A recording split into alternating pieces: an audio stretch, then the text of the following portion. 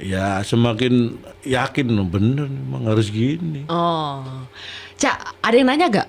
Calontong orang Surabaya, tahu apa tentang Jakarta? Nah ini ada yang nanya nih. Kok pakai nanya, dia sendiri nanya. Gimana sih?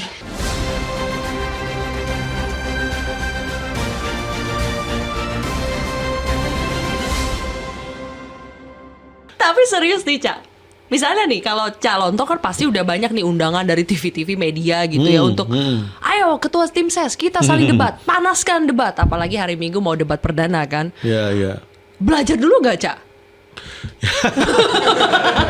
Iya kan? Saya tuh waktu itu diminta di kontroversi diundang kan. Ya tanpa minta pun spontanitas dari tim-tim sukses itu tiba-tiba ngirimin materi banyak, bong tentang ini tentang itu. Mereka tentang yang ini. khawatir ya, Cak? Bukan mereka yang khawatir, mereka support gitu kan. Ini bisa diolah ini belum. Saya seneng mau materi bertaburan nih. Tapi begitu saya malah kayak jadi mau skripsi ini kan. Jadi akhirnya buat saya orang saya paham Mas Pram Bangtul itu memilih saya karena apa. Jadi buat saya itu untuk hal-hal yang detail itu udah pasti beliau-beliau itu tahu. Dan tugas saya kan bagaimana menyampaikan pesan yang diharapkan oleh Mas Pram dan Bang Dul nyampe kepada warga Jakarta dengan suasana yang gembira, nyantai, yang ya mungkin dalam pola pikir seperti itu akan lebih efektif bisa diterima gitu. Tugas saya membuat itu menjadi seperti yang diharapkan, bukan karena yang toh nanti yang mengeksekusikan bukan saya, beliau berdua kan, dan saya yakin Mas Pram Bang Dul tahu betul apa yang akan dilakukan. Karena beberapa kali saya mengikuti ketika ketemu dengan warga, ketemu dengan ya macam-macam lah. Salah satunya kayak kemarin di tim Taman Ismail Marzuki, ketemu dengan Dewan Kesenian Jakarta dan sebagainya. Beliau tahu betul apa yang harus dilakukan buat saya, dan saya kebetulan orang seni, jadi ya semakin yakin bener memang harus gini. Oh, Cak, ada yang nanya gak? Calontong orang Surabaya, tahu apa tentang Jakarta? Nah ini ada yang nanya nih. Kok pakai nanya, dia sendiri nanya. Gimana sih? Ya, saya mancing Calontong supaya lebih lucu lagi gitu loh maksudnya. Ngeles. Ada yang tanya seperti itu. Memang secara status saya KTP saya di Surabaya, KTP Surabaya. Jadi saya nggak punya, anggap aja saya kan nggak punya hak pilih di sini. Tapi kan saya itu mulai 2005 saya menetap dan tinggal berdomisili di Jakarta.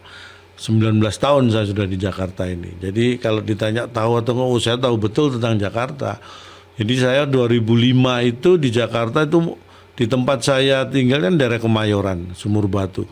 Itu yang namanya banjir itu, wah kita tuh aneh, biasanya langganan itu kan yang bermanfaat. Ini langganan banjir kan nggak bermanfaat tapi langganan itu kan aneh. Saya pikir ini tetangga saya kok langganan banjir, langganan koran kayak waktu itu kan ada kan bermanfaat, ini langganan banjir. Jadi perubahannya itu terlihat. Jadi saya tahu betul dulu bagaimana ketika ada gubernur baru apa yang dilakukan sampai daerah saya akhirnya waktu itu bebas banjir. Jadi kalau awalnya langganan banjir, jadi banjir itu seperti hal yang biasa ditunggu malahan, karena langganan kan ditunggu, kalau nggak datang kan malah emosi. Sudah langganan nggak datang gimana sih? Sampai akhirnya bebas banjir. Jadi kapanpun datang bebas banjir itu. Artinya perubahan itu terasa ya, dari yang dulunya banjir itu jadi sesuatu yang biasa terjadi sampai akhirnya kita bersyukur karena nggak ada lagi banjir. Jadi ada perubahan dan itu saya ngalami betul. Jadi tahu, saya 19 tahun kalau dibilang tahu Jakarta, jawaban saya tahu betul karena saya juga pengamen. Dulu saya kemana-mana kan sering naik angkutan umum zaman waktu itu. Transjakarta, saya dulu berangkat syuting aja naik Transjakarta itu sampai siapa? Artis-artis yang lain. Waktu itu saya merasa orang masih dari ya kampung lah ya, Jakarta gitu.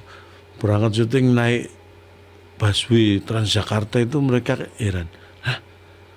Jalan dong naik. Jadi saya bawa kostum, kan nggak punya asisten, nggak punya apa, saya bawa kostum sendiri di busway. Waktu itu unitnya juga belum banyak, jadi mesti berdiri. Turun persis, karena kenapa saya milih naik Transjakarta, karena begitu turun langsung di depan di daerah Grogol itu langsung jalan nyampe. Jadi kan satu murah, kedua juga praktis. Yang alasan yang ketiga sih yang paling dominan, karena belum punya kendaraan. Iya pasti. Sebenarnya waktu itu saya juga mau ambil sepeda motor kan, tapi kok diliatin sama yang punya, akhirnya Itu nyolong. itu nyolong. Makanya saya batalkan. Oh, untung batal ya. Jadi tahulah perubahan Jakarta, saya merasakan dan tahu betul. Terus apa lagi dong yang mau diubah dari Jakarta dengan kehadiran Pramdul? Itu udah pasti kan. Tapi kalau saya melihat kan banyak hal yang harus dilakukan untuk warga Jakarta, karena kita kadang-kadang berpikir gini, bahwa dalam hidup kita ketika kita punya solusi terhadap persoalan atau suatu masalah, itu merasa bahwa itu sudah selesai.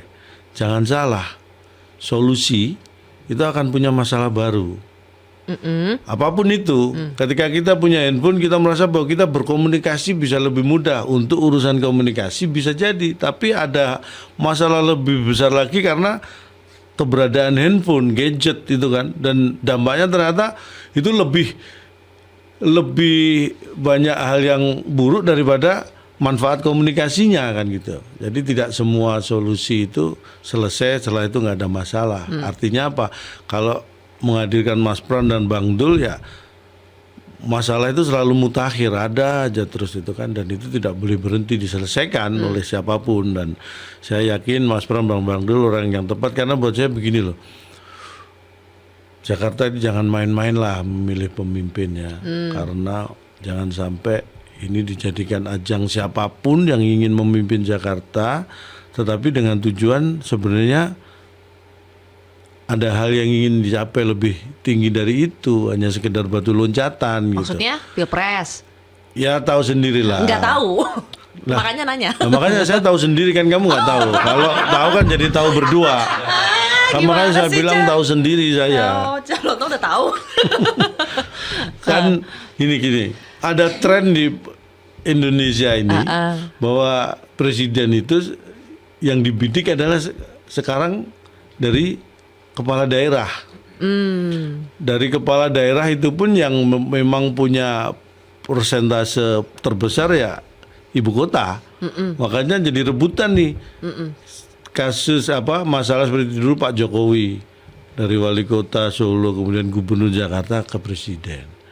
Dan itu melihat seperti itu akhirnya jadi seksi nih. Padahal dulu kalau kita ngomong zaman Orde Baru nggak ada gubernur Jakarta yang diproyeksikan ke presiden atau presiden, nggak ada. Jadi itu tren itu terjadi ya ketika sudah pilihan langsung, dan itu pun baru terjadi ya 2014 waktu itu. Dan tapi kan nggak masalah dong Cak sebenarnya kalau misalnya udah jadi gubernur terus pengen jadi presiden kan nggak masalah. Ya nggak masalah, nggak masalah buat dia kan. Iya. Kan bisa jadi masalah buat warganya. Masa sih kalau buat warga masalah? Loh bisa jadi, karena gini buat saya.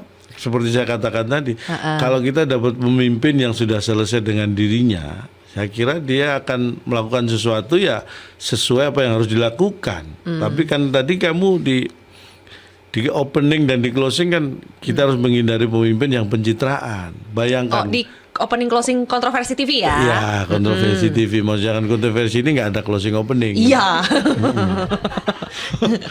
Jadi kan menyebutkan itu. Nah, yang dikhawatirkan ketika Anda memilih seorang pemimpin, tetapi sebenarnya dia memilih posisi ini untuk pijakan ke selanjutnya, ya bisa jadi itu menjadi ajang pencitraan buat dia. Berarti bisa dibilang sejak sekarang nih Mas Pram dengan Bang Dul udah komit cukup sampai gubernur, tidak membidik posisi di Pilpres nanti gitu. Justru buat saya mau membantu karena saya tahu beliau berdua seperti itu.